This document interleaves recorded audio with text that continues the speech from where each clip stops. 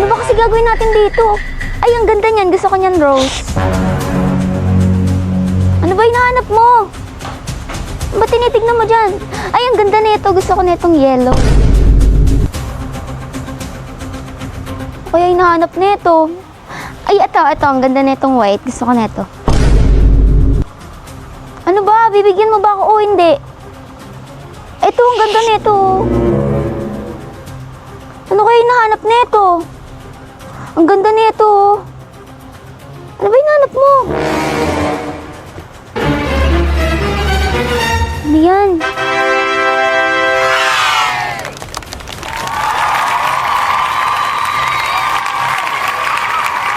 Babe, ano na naman to? Kakalinis ko lang, nagkalat ka na naman.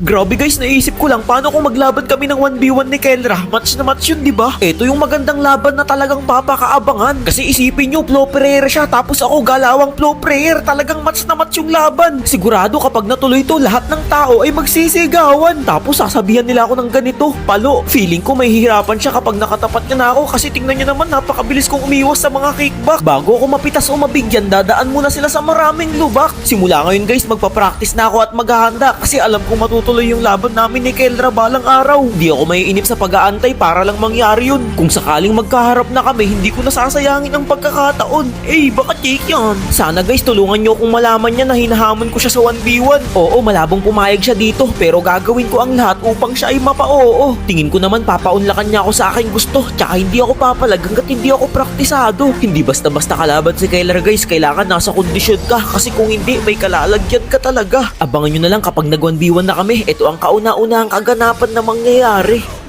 Pipilitin kong maging top 1 global most cube ngayong season. Sa tingin nyo, kaya ko kaya? Ang balak ko po kasi kapag naabot ko tong top 1 global, ipapabillboard ko sa Manila. Naku anak, parang imposible yata yung binabalak mong magpa-billboard sa Maynila. Ang alam ko lang sa mga ganyan, mga sikat na artista ang magpapa-billboard. Hindi naman porke hindi ako artista, hindi ako pwede magpa-billboard. Alam nyo bang napakahirap kunin ng top 1 global most cube? Hindi, ang sinasabi lang namin ni mamang mo, baka hindi po pwede dahil yun nga, artista lang, saka lang malaking gastos yan. Putik ka, papabillboard ka sa Manila. Sino ka ba? Email lang, papabillboard mo pa. Putik ka, nakakaya yun. Hindi, top 1 global nga eh. Top 1 global na ako nun. Kahit na, putik para tayong nun, nakakaya yun, Lods. Papa-billboard mo pa, ano ka, artista? Ano nakakaya dun? Siyempre, email lang, papabillboard mo pa. Sa ML mahirap abutin yun. Para ka namang sila mama, sila papa eh. Ganyan din sinabi sa akin eh. Ikaw kung kaya mo. Basta kami, tutulungan ka lang namin. Pero nakakaya yun, putik. Ano nakakaya dun? Di kasi kayo nag-ML, kaya di nyo alam eh. Yung iba nga, nagbabayad pa ng billboard, ikaw, papagawa mo lang yata sa iba. Paano naman yung mga gusto kang makalaban sa 1v1? Haharapin mo pa ba sila?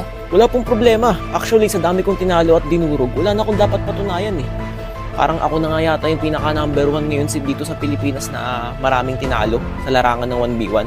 Kung gusto kong patunayan ngayon, makapasok ako sa top 1 global ng Boss Cube.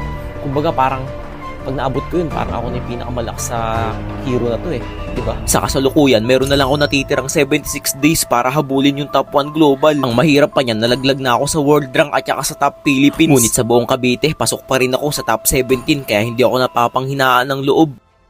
Guys, kilala nyo ba tong dumayo sa akin? Napakatyaga kanina pang umaga. Kala niya siguro start na yung 1v1 ko. Ayun guys, time check, 12 AM na ng hating gabi. Bumalik ako dito sa pwesto ko ng 1v1 at tingnan nyo. Natutulog na tong taong to,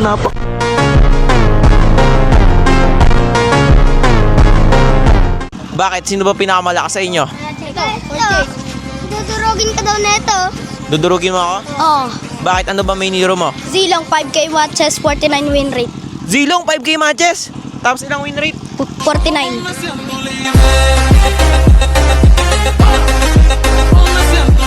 Kabadong-kabado nga dito yung coach ko kasi top global na naman yung dumayo. Wala na siyang ibang nasabi sa akin kundi good luck, Iho. Idol, ilalaban ko nga pala yung tropa ko, Top Global Clean.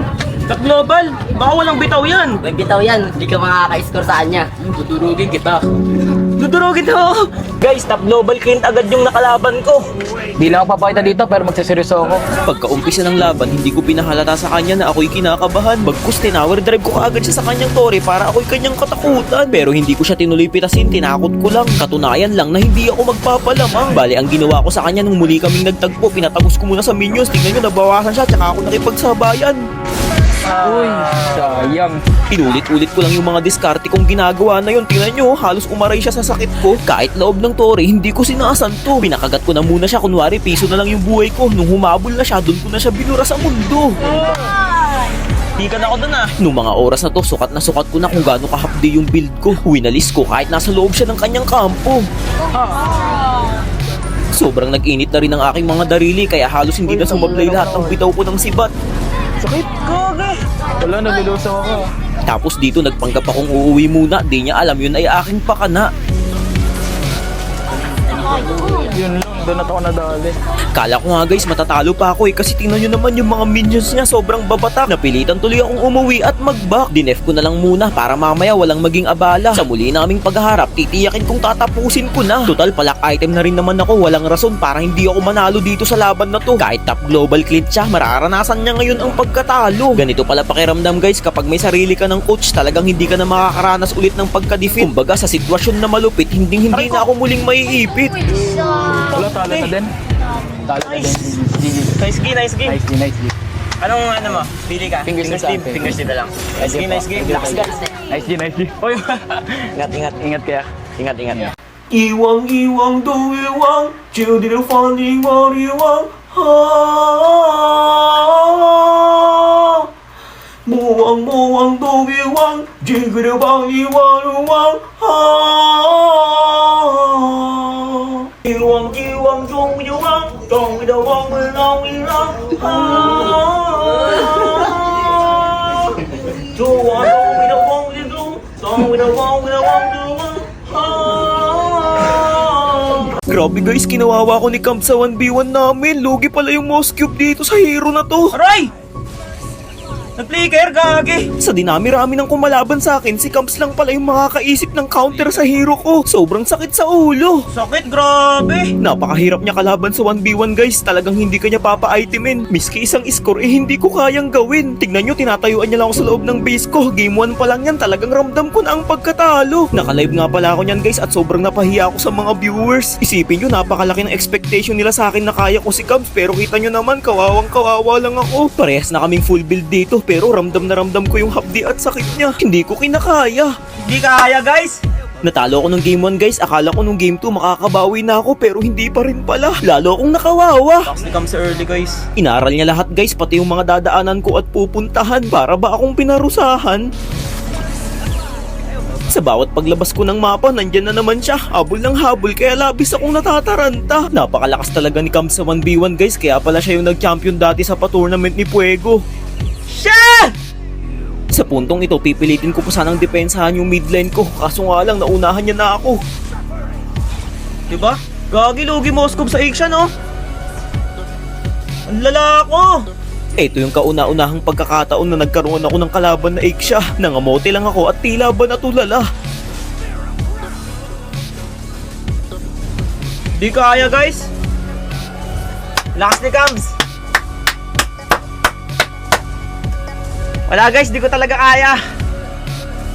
Malakas siya. Try Moskov. Bilang pampalubag loob, hinamon ko siya sa 1v1 Moskov to Moskov. Pero sa totoo lang guys, tinanggap ko na yung pagkatalo ko sa laban namin na yun. Di ba nga na 0-2 na ako? 2-0 ako ni Cams. Sa huling pagkakataon, bilang respeto sa akin, binigyan niya pa ako ng tsansa para makipag 1v1 gamit ang Moskov to Moskov. Ah! Ang lakas niya guys! Try ko nga Moskov to Moskov. Tignan lang natin guys kung may palag siya. Pag natalo niya ako Moskov, di na ako makipag 1v1 kahit kailan. Try Moskov to Moskov guys. Di na ako makikipag 1v1 kahit kailan pag natalo niya pa ako sa sarili ko main hero. Syempre, pahiya na ako eh. Putek, nagiinit yung tenga ko kay Cams guys. Tara, sabayan. Sabayan, oh. Sabayan tayo, Kams. Kams, sabayan tayo! Huli ka, Balbo!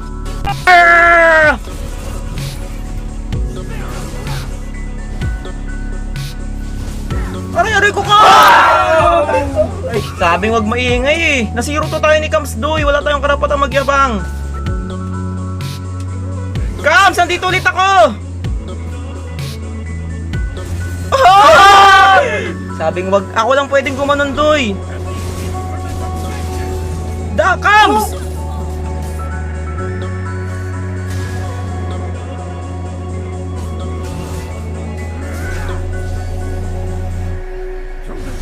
Ay!